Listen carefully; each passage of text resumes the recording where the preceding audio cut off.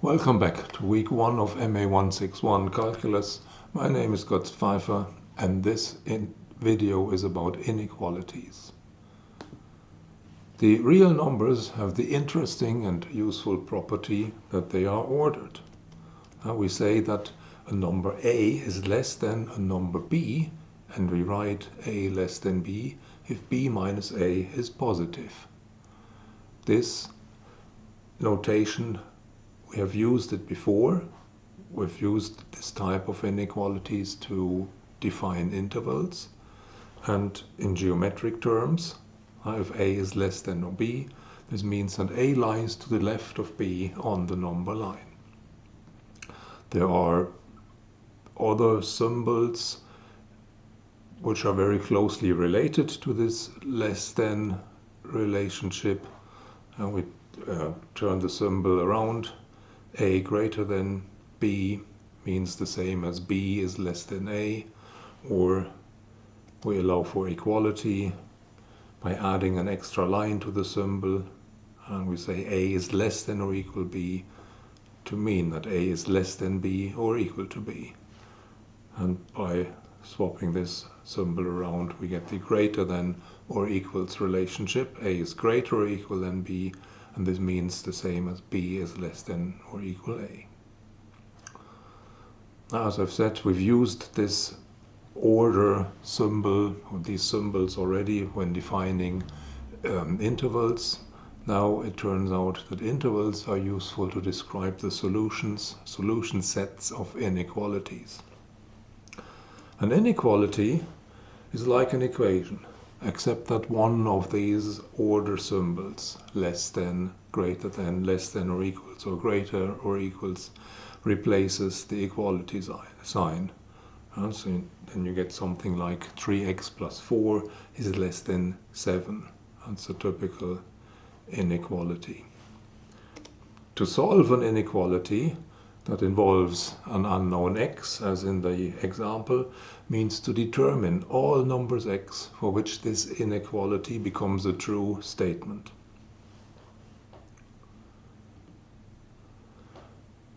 There are some rules, algebraic rules, that are useful for working with inequalities. I've listed them here. Here a, b, c, and d are any arbitrary numbers. And there's 5 of them. And the first rule says if we have an inequality as a less than b, then we can add a third number c to both sides, and that is still a valid inequality. If a is less than b, then a plus c is less than b plus c. Number 2 describes the fact that we can add two inequalities.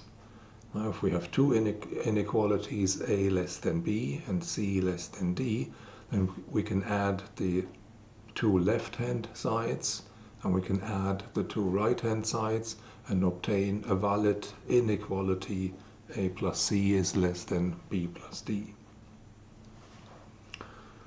Number 3, and here we have to start getting careful. If we have an inequality, a less than b, and a number c that is positive, then we can multiply the inequality with that number c on both sides. But here the c must be positive.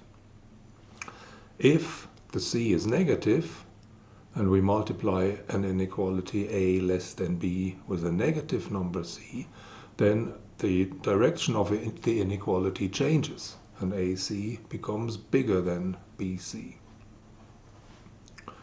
And finally, number 5 on the list. If we have an inequality between two positive numbers a and b, if a is less than b and both are positive, then we can invert both a and b and get an inequality where again the direction of the inequality has changed. 1 over a then is bigger than 1 over b. And these two latter cases where the direction of the inequality changes after the manipulation, I've marked with an exclamation mark here to indicate this. Here's an example. Let's try and solve the inequality 3x plus 1 greater or equal 4x plus 2. That's an inequality that involves an unknown x. Solving this inequality is asking the question, what are the values of x, what are the numbers x that make this a true statement? And to find them, we manipulate the given inequality by using the rules.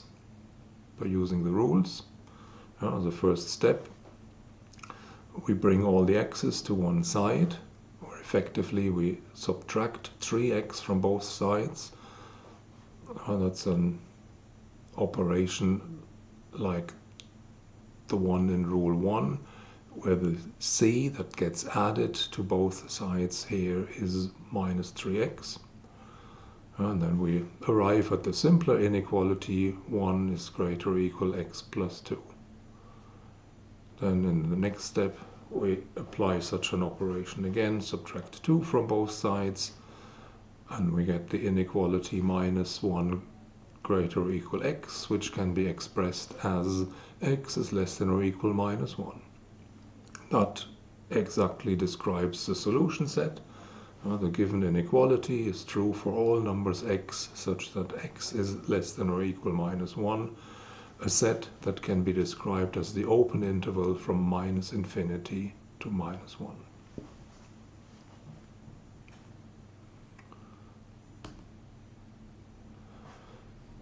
Intervals can also be used to express solution sets of more complex inequalities, not necessarily linear ones. Here's an example. An inequality that involves a product of terms on one side. The inequality x minus 2 times x minus 3 is less than or equal 0. In order to solve this, it is advisable to first solve the corresponding equation, x minus 2 times x minus 3 equals 0, which obviously has two solutions, x equal to 2 and x equal to 3. Removing these two numbers from the number line leaves us with three open intervals. The interval from minus infinity to 2, the interval from 2 to 3, and the open interval from 3 to infinity.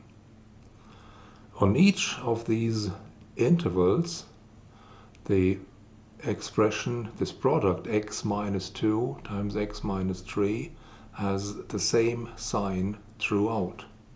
In order to find the sign of the product, we determine for each interval the signs of the two factors, which is straightforward to do. The intervals x less than 2, x between 2 and 3, and x bigger than 3. The factor x minus 2 is negative if x is less than 2, and it's positive in all other cases. The factor x minus 3 is negative when x is smaller than 3, and is positive when x is bigger than 3. So we can collect all these signs in these two columns and then use the fact that what minus times minus is plus and minus times plus is minus to determine the sign of the product, which is minus times minus is plus here, plus times minus is minus, plus times plus is plus. So we've determined the sign of the product for each of these three intervals. The original inequality asks us to find those numbers where this expression is less than or equal 0. So here we found an entire interval where this product is negative. That's the open interval from 2 to 3.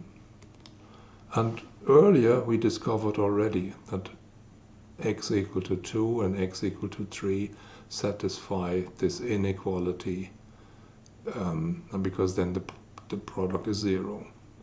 So we've now found the solution set, namely the set of all x's, such that x is 2 or x is 3, or x sits strictly between 2 and 3, which of course is just another way to describe the closed interval from 2 to 3.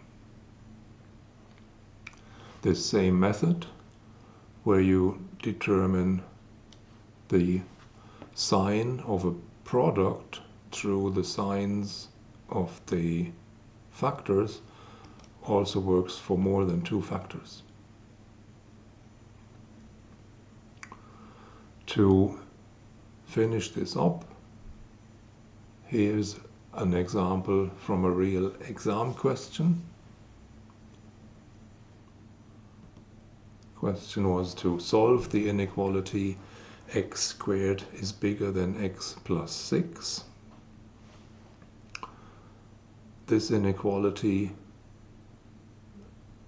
doesn't look like a product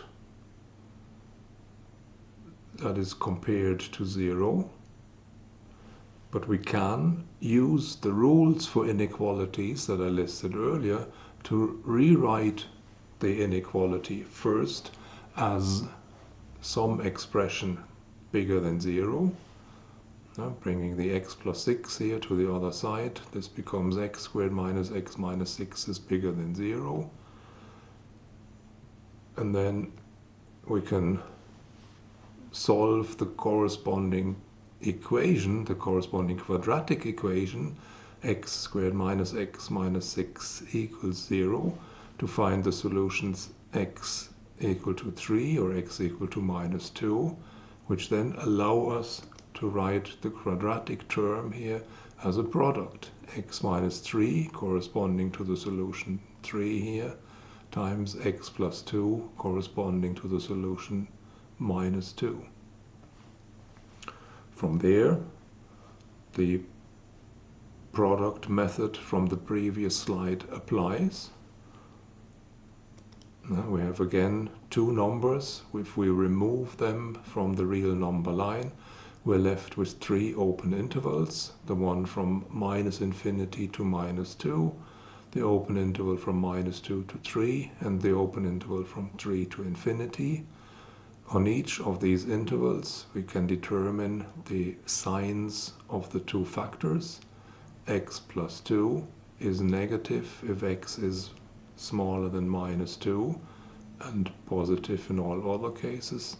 X minus 3, we've seen before, is negative if x is smaller than 3 in these 2 cases, and positive if x is bigger than 3. The inequality asks us to find all numbers where this expression, which is the product of the 2 terms, is bigger than 0. So here we found 2 intervals, and so we can describe the solution set for this inequality as the set of all numbers x such that x is strictly less than 2 or x is bigger than 3. And that can be described as the union, now there's the set union symbol, the union of all of 2 intervals, the one from minus infinity to minus 2 and one from 3 to infinity. That's it for this week. Next week we'll look at functions.